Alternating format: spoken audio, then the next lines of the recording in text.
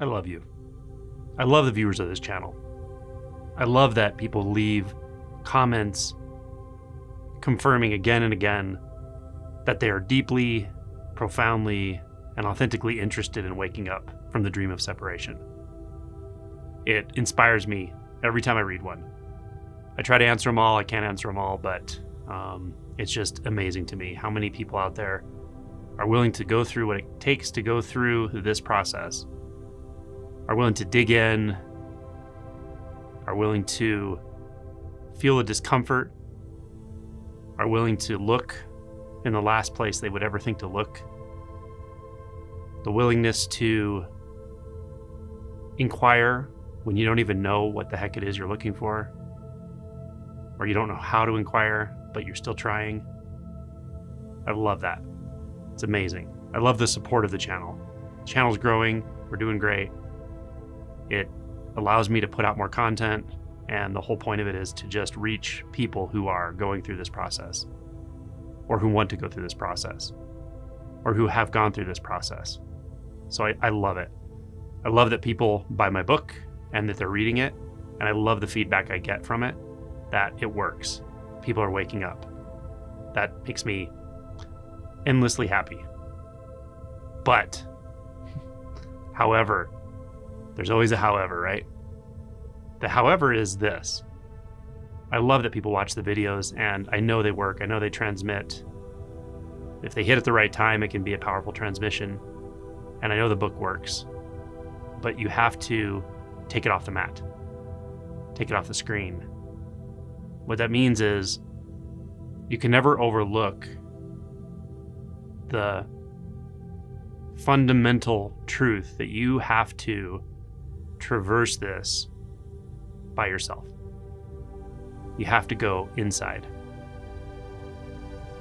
The pointings are great. The teachings, not just mine, all other pointings and teachings out there that are powerful.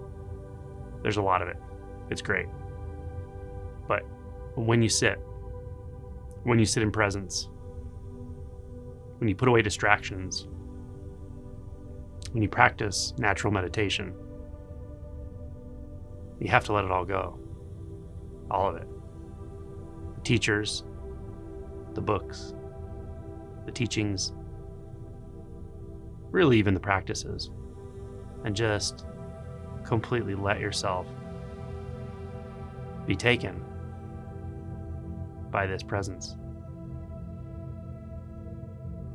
Now, many, if not most, of the people who watch these videos already know this and probably already do this.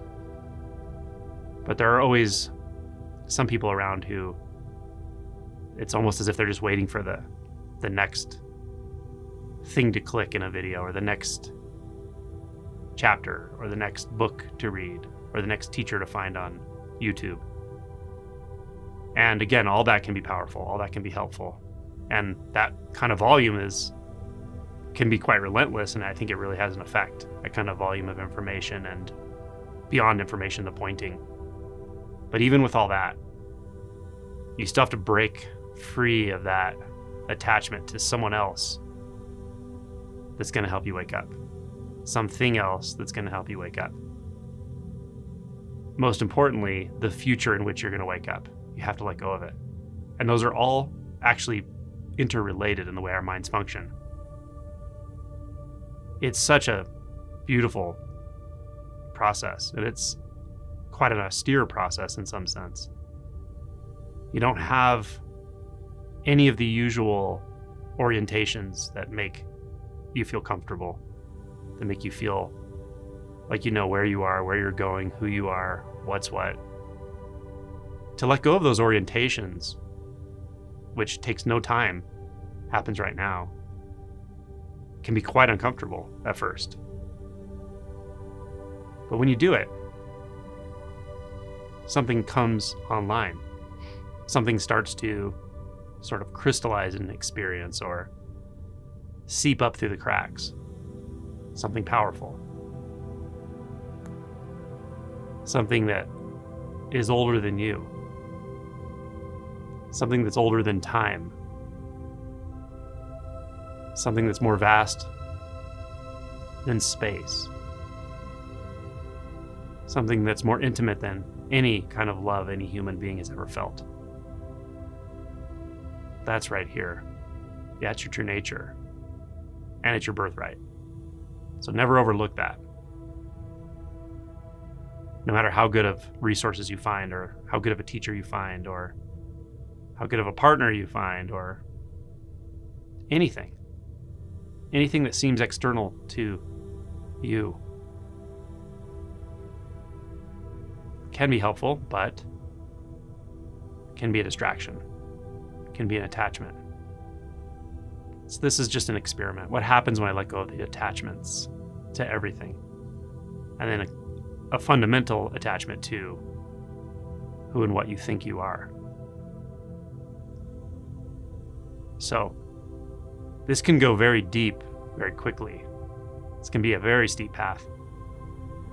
And if I could say what causes or determines that steepness, it's really the willingness to let go.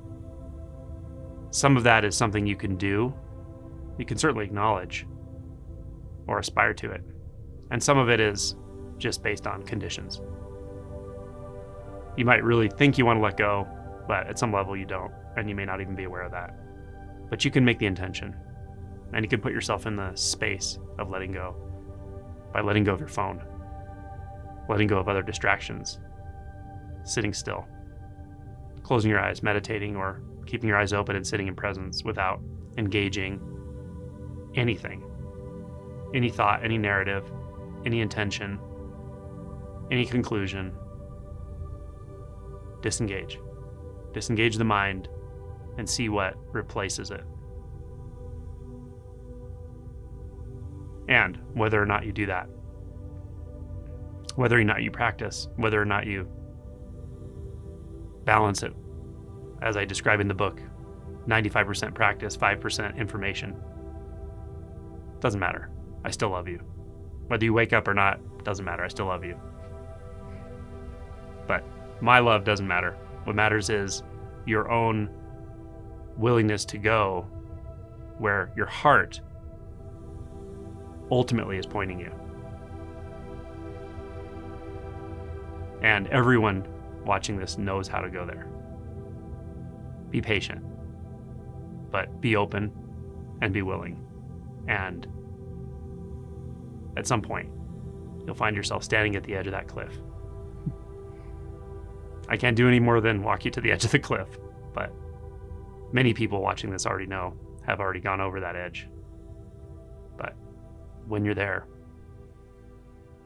it's okay. You can step.